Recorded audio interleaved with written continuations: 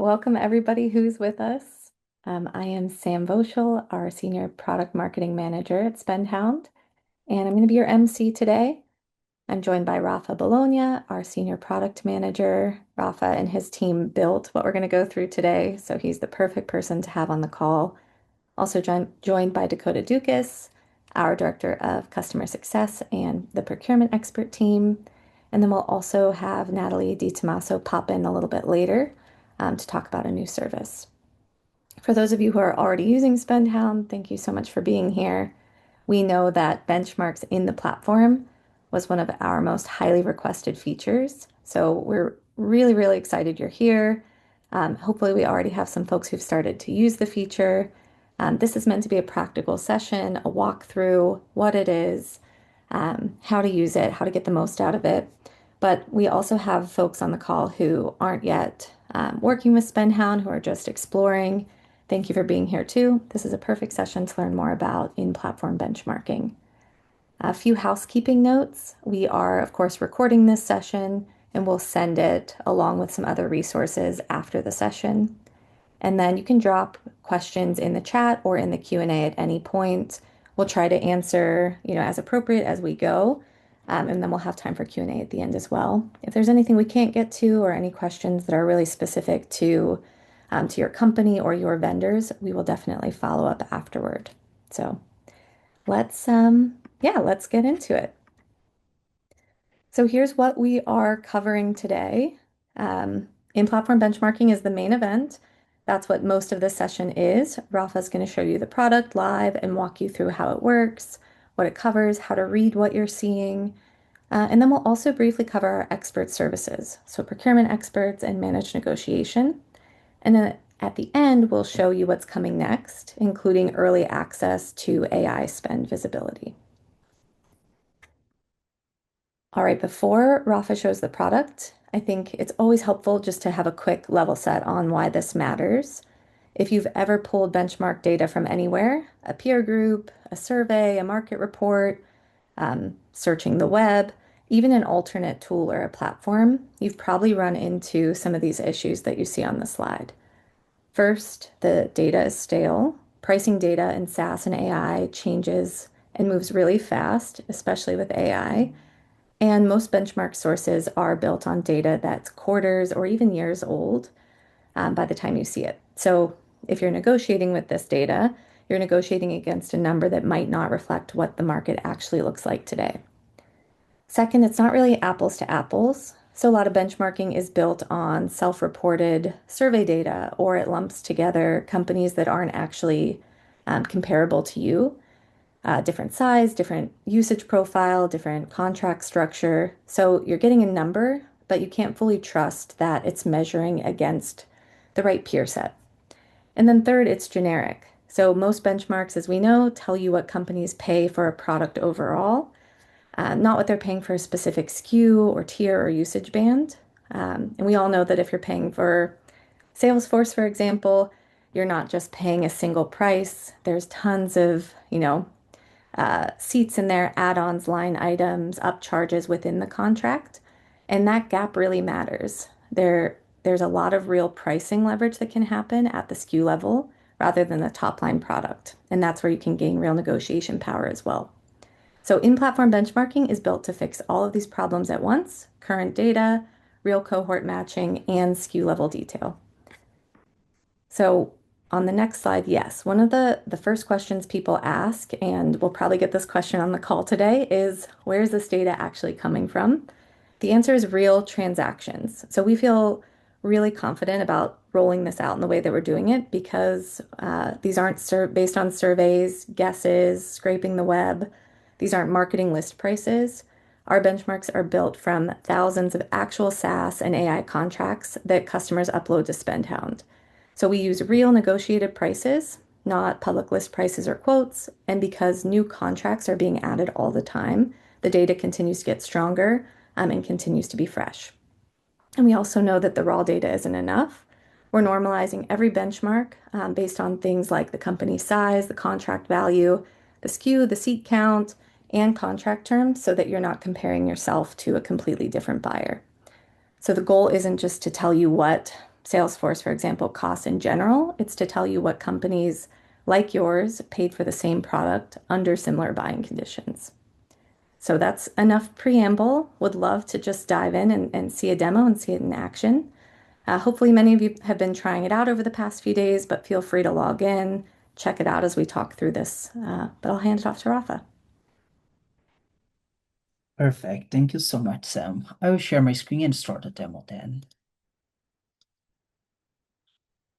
Great. So yes, this is the platform in SpendHound. So basically, in-platform benchmark was built within your application details page. So this is like for the ones who are not familiar with SpendHound yet, what you're going to do here is that we're going to show all the applications that you're able to identify in your ERPs in this page. And here's where we'll be able to access your benchmarking. So we have some filters here and some indicators to show what is the benchmarking available for your applications list. So as I mentioned, this was just released and we have already available for more than 100 vendors. And then by using SpendHound, you'll be able to see within your applications list what are the ones that are available for benchmark. So here already filter and we can see in this page what are the apps that we already have benchmarking on. Use it and get access to benchmarking is pretty simple. You see here in the column benchmark, what are the ones that we have benchmarking available, and all you need to do is just to click here to view benchmarking, and then you go to the page. This example for LinkedIn is what it's going to look like if you don't have a contract available. So as I mentioned, we're using contracts, we're using real data to display benchmark. And then if you still don't have a contract, it's very important that you're uploading one. So we're going to parse out your information from your contract automatically, display with this like this within the UI, and then compare with our database to match with what we already have here, and then show you like how your prices are comparing to what we have here in our market. So basically, if you don't have contracts, this is what you're going to see. If you already have a contract within SpendHound, you also have the ability just to select, and this is going to automatically trigger the process of creating this benchmark. And then if you're able to match, this is what you're going to see. So basically, we are going to display and automatically parse your information, show what you're stored and name date for that specific contract, what is your contract value, the contract duration, payment terms, and so on. And if you want, you can also get access to your contract right in your hands. The platform benchmarking features is also built in a SKU-based process. So basically, we are parsing the information for each one of the product lines that you have within your contract, and we're going to display them here. In this specific contract for Asana, we could identify that this contract is paying for an enterprise plan. It's paying for 250 seats. The unit price is 330, and we're paying total $82,000. The benchmark price that we have within our market database is showing that people are paying from $270 to $400 for the same prices. So in this case, this specific contract is in a favorable position. If you put your mouse on top of the tag, you can see exactly which each one of the classifications mean. Then you can see that worst in class is anyone who's paying more than 400. If you're paying between 380 and 400, you're unfavorable. And then the favorable one, that's the one that we are assigned for this specific contract, is in between 270 and 360. What would look like if you are not in a favorable position? You would see like this. So you can see what is the average here, where this contract is placed, and what's your target. So if you're an average position paying between 1,000 and 1,500, your target, so the negotiation prices that you're going to bring to your vendor, if you're trying to reduce your prices, is something about like around 950 and 1,000. So this gives you room to negotiate, and this is going to be right there within your feature, just like a click away from you. Here you can see some more information. We also have the possibility here to see how this data is calculated. Sam already mentioned a little bit about that, but we do have the resources here. So if you have any questions or any of your team members have any questions about data, you can also access from here. And you are also one click away from getting expert help. So if you click here in the last talk, you'll get access to the form that will open a case with the procurement expert team. So you can also raise a case, you can make extra questions, you can still get the negotiation advice. And that's it. This is the feature that we've built for you. And this is what in-platform benchmarking look like. Let me just stop screen sharing that we have a few more slides to cover. Thanks, Rafa. And while we get the slides back up, we have a question. Is there any segmentation built into benchmark pricing right now? So industry, region, or size? We don't have like specifically for industry, region, or size. The way that we are segmenting our benchmark is based on the contract size. We are taking the seats. So we are like creating the cohorts based on the amount of seats or the amount of units that you are paying for, the total contract value, and also the duration of the terms. So we are not comparing how many employees you have in your company. It's not like for the headcount. We are taking exactly how many seats or what's the contract size that you are paying for. So we are not comparing different contract size. We're not comparing like a contract that is paying for 10 seats versus a contract that is paying for 500 seats. We're just comparing comparable sizes for that specific product, for that specific contract. Not an industry, but we are comparing similar contracts and agreements for that specific benchmark. Thanks, Rafa. Another question popped up. If I upload a proposal from a vendor, is there any way to delete it once benchmarking is complete? I don't need a proposal saved in my application details if I'm just using it for benchmarking. Yes, that's possible. You can do it from your files page, not exactly within the benchmarking page, but every file that is uploaded in the benchmarking page will be also within your SpendHound dashboard. So in the Files tab, you'll be able to see like all the contracts, or in this case, the proposal that were uploaded, and you can also manage them from there. Perfect. Yes, in this slide, Sam, like what we can see here is like what's coming soon. So I showed you that in the platform right now, we are showing the benchmark column that you can see the ones that are available, but we are also working right now in a system that will automatically display directly within your application catalog what is the classification that you get for each one of your contracts. So if you're uploading all your contracts, all your agreements from your vendors directly in a SpendHound, we are going to automatically process the benchmark for them. So when your renewal is coming up, you'll be able to see right there in front of your eyes in the application catalog how you're classified against peers. So you can click there in each one of the tags that you have, if you're worse in class, if you're average, if you're not eligible still for that benchmarking, and then also get access to the benchmarking page. In the next slide, you can also see one of the differences that you have in the admin dashboard. So your admin dashboard is basically the central that you can see all the upcoming renewals. And then we're doing a change that you'll be able to see side by side with your calendar, with your renewals calendar, what are the upcoming renewals, what is the contract value that you're doing there, that you have like right now that is coming up for renewal, the opt-out period, the renewal date, and so on, and also the benchmark that you have for that specific calendar right there in your applications catalog. So it's easier for you to identify what are the opportunities that you have, what are the contracts that you need to focus on, so you can have like smarter decisions on what are the opportunities that you have and what are the ones that you need to focus your energy on. Thanks, Rafa. This is really exciting. I know this is something folks have asked about as well. Like you said, it's just that kind of additional visibility layer. They'll still have access to the full benchmark, but this kind of gives folks a quick eye level look at what they can prioritize, what they should spend their time on. So thanks for showing this to us. Um, I saw a question come through Q&A, but I'm going to save it for the end. It's on coverage expansion. So maybe let's hop into the next slide.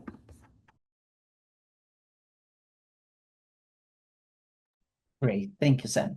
Yes, and then the SpendHound is using the network model.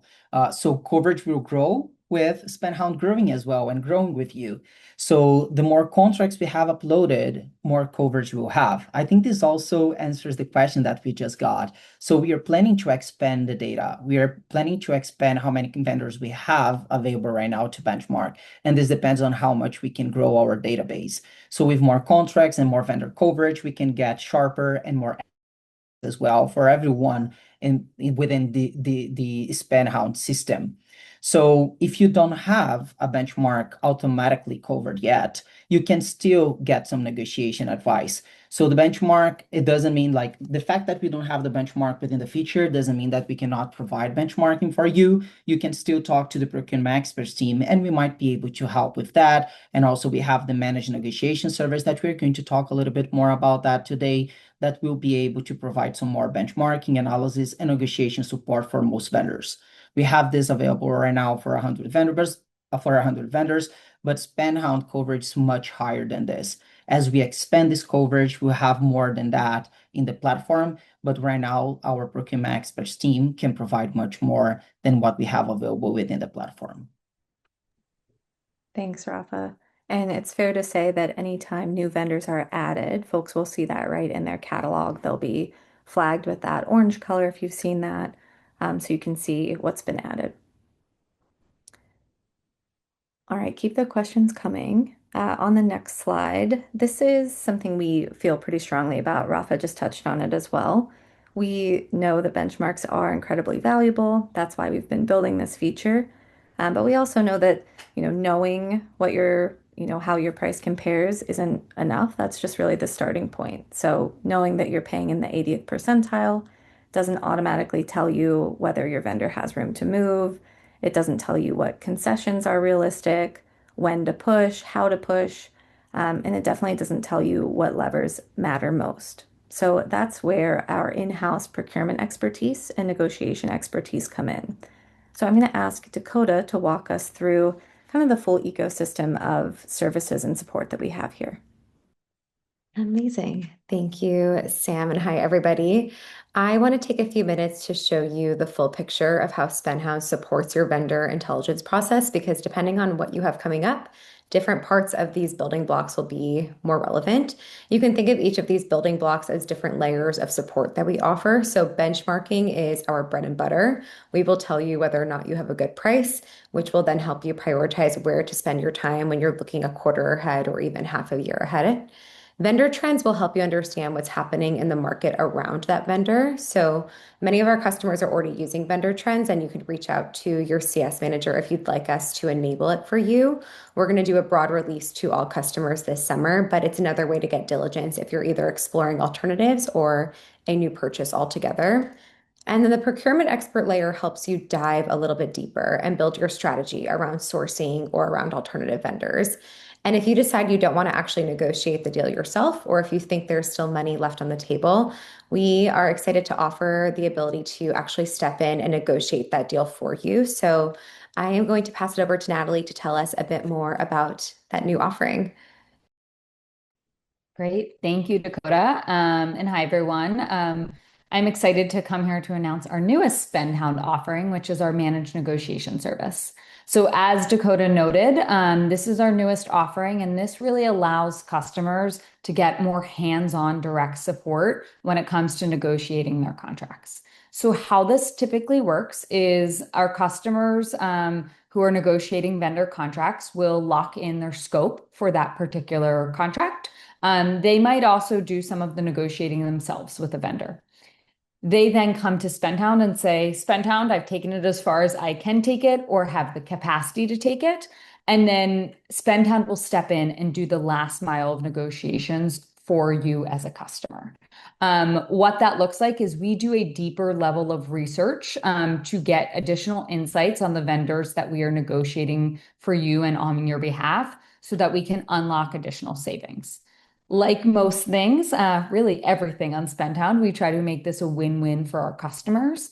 And so if we are not able to find you any additional savings, this is no charge to you whatsoever. However, if we are able to unlock additional savings in addition to what you were able to negotiate on your own, we will take a portion of those savings as compensation for the services.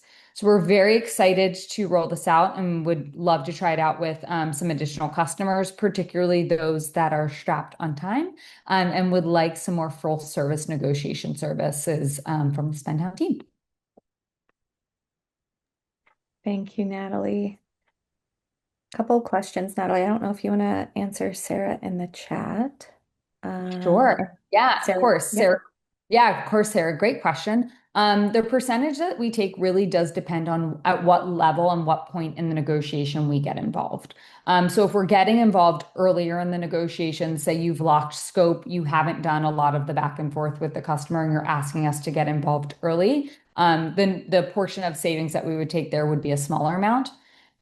Alternatively, say you're taking it as you can get the actual contract negotiation on your own, and we're only getting involved for that really last mile negotiation service. The percentage there would be a little bit larger than if we were getting involved early. We definitely want to make this a win-win, and we always are thinking customers first for any service and offering that we provide. And so, always happy to chat through more specifics. And if you have contracts that you would like us to take a look at, and give you some more specifics on what that split in percentage would be, we are more than happy to do so. Thanks, Natalie. Another one came through Q&A that I'll just read out before we move to the next slide. Vander asked if there's a minimum contract size for us to get involved. Great question. What we have been targeting so far is contracts that are about 50K and over. We really want to focus on, and we think that we as negotiators for you as customers will have the most leverage in those contracts that are a little bit larger in size. For those smaller contracts, of course, you can still come to us for benchmarking advice. But those larger ones are the ones where we're also able to offer some more support. And I should also note that the new managed negotiation services is offered for more than just SaaS contracts. We do have some limitations on the types of contracts we can serve, but again, always happy to talk case by case with our customers or potential prospects on what might be a great fit. Thanks, Natalie. Yeah, and just to reiterate, this managed negotiation is really cool because it really is like a no risk offering. If it's something you're even remotely interested in, if you have some renewals coming up where, you're a little bit strapped for time, we'll definitely have some options for you to follow up after email if you're interested in connecting with Natalie and learning more about that service. And then before we move on, we had another question in the chat on benchmark methodology. So Rafa, maybe we could just go back to that. Is there a minimum number of contracts to make a benchmark available? Vander, what I would say is right now, we wouldn't even display one until we have 5 close matches or more. But Rafa, I don't know if you have anything else you'd want to share on methodology. Yes, I just wanted to share that this five or more, it's like for specific SKUs. So this means that we have much more contracts than that. So when creating the cohorts, we are parsing out each individual product SKU, and then we need 5 matches with that specific SKU. So if we don't have enough contracts to display automatically, again, we're still able to provide some guidance and some benchmarking, but we are not going to display automatically in your screen. So this will be also like there, you'll be like you see this information right when you upload your contract. But yes, for each one of these SKUs, we need at least 5 comparable contracts for that specific cohort, which means that it's 5 contracts for similar seats, similar contract value, and similar term length. Thanks, Rafa. Um, on that note, and just for awareness for everyone, I know we've got a full 30 minutes left in the webinar, but we only have like 3 slides left, 2 slides left, and then plenty of time for Q&A. So thank you for the great questions. We'll continue to answer those. Before we head to the next slide, I want to ask Rafa, will there be a limit to the number of in-platform benchmarks a client can search for, or any types of limits in terms of usage? No, there's no limit. You can search for like all the benchmarking for all the applications that you have in your catalog. There's no limits on that. Great. Thank you. All right, on the next slide, I feel like we've been hopping around here a bit. We talked about in-platform benchmarking. Happy to take more questions on that. We've talked about our procurement expert team, and we've talked about our new service managed negotiation. We could wrap it there, but I feel like we would be remiss to not kind of bring it home with, we've been talking about all the ways we can help our customers make better buying and renewal decisions. But we also want to help you manage what happens after you buy. And that's where AI spend visibility comes in. We teased this on our last webinar for anyone who was in attendance. And we have a number of customers already in beta who are truly thrilled with this offering. AI spending is exploding, as we know, but a lot of organizations can't answer some of the basic questions like who's using which models, which teams are driving costs, whether usage is actually increasing. And that's exactly what this module was designed to solve. So we have a research report coming out in a few weeks. Everyone on the call will receive that report. Um, Lots of good data in there about how finance and procurement leaders are thinking about AI spend. But one of my favorite stats I'll just shout out is that almost 60% of procurement and finance leaders think that they're paying too much for AI, but have no idea what they should be spending. So finance is seeing that top line number, but nobody, unless you have essentially admin rights to OpenAI or Anthropic, no one can actually see the breakdown, which means they can't forecast appropriately. So we're building visibility into that. This module will be available to anybody. This first pass is with OpenAI and Anthropic, but we'll be adding more providers. And it essentially consolidates all of your AI providers into one dashboard view so that you can see usage by model, by team, by project, your projected spend, and receive alerts as well before the bill arrives. So we're actively bringing on beta customers for this service. It is a super easy integration. And again, our customers are loving it. So feel free to raise your hand in the chat. I'll jot you down, follow up in an email, or just reach out to our team, and we would love to talk with you about this and get you on the list. All right. So lastly, our next steps, and then we'll have plenty of time for Q&A. If you are a customer on the call, log in, uh, start using the benchmarking feature, provide feedback if you have it. Benchmarking data is live in the platform, and again, coverage will continue to grow. So if you want early access to AI spend visibility that we just talked about, Chris, I see that absolutely. Watch for that follow-up email. I'll get you connected. If you have upcoming renewals or tricky negotiations or just need more bandwidth, we'd love to connect you with Natalie and her team on managed negotiation. And then if you're not yet a customer and you want to see how this would work for your team, anything we discussed today, I'll drop a demo link in the chat, or you can follow up on email. The best part is the pricing. If you're not aware, SpendHound is free for anyone who has fewer than 1,000 employees. So everything we talked about today, with the exception of managed negotiation, which is that add-on service, a success-based pricing, everything else we talked about is free for customers with under 1,000 employees. And then we have a flat enterprise fee for customers with 1,000 and over. So that was a lot. We'll send all of this in follow-up and you'll have the recording as well. But what questions can we answer? Anything we haven't covered yet?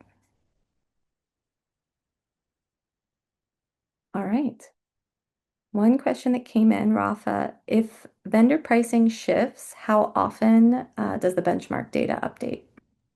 We're updating the benchmark cohorts every Friday. So whenever we get more invoices and more contracts, you're uploading like them into our database, and every Friday we'll have like refreshed information in the benchmark pages. All right, thank you.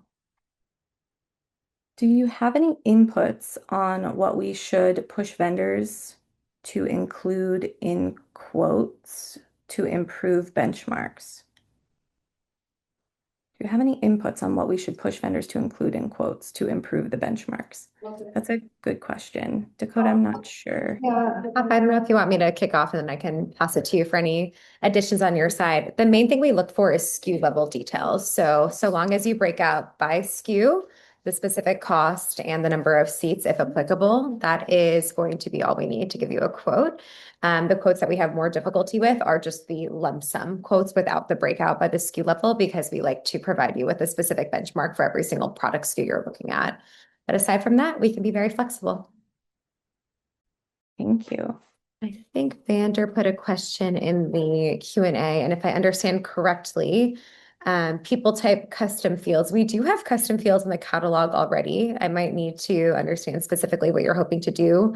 But we do have a custom fields option for any fields that you want to add into your dashboard that are not part of our standard field library. So we can happily show you how to do that after the call, or you can connect with your CSM to set those up for you. Thanks, Dakota. All right. Rafa, Dakota, Natalie, any other questions you've heard that you would like to address or anything else we want to end with here? All right, well, we will end at 1:32 Eastern and give everyone some time back. I think as a rule, we've started to do these monthly. I think we should just make them 30 minutes because our team can really drive through this content. So thank you for being such an engaged audience. Really appreciate it. Um, and thanks for the kind words on our CS team. They are amazing. So, all right, everyone, we'll send a follow-up email. Thank you for being here today and have fun with benchmarking. Can't wait to hear all about it. Thanks, y'all. Have a good one. Bye. Bye-bye. Thank you. Bye.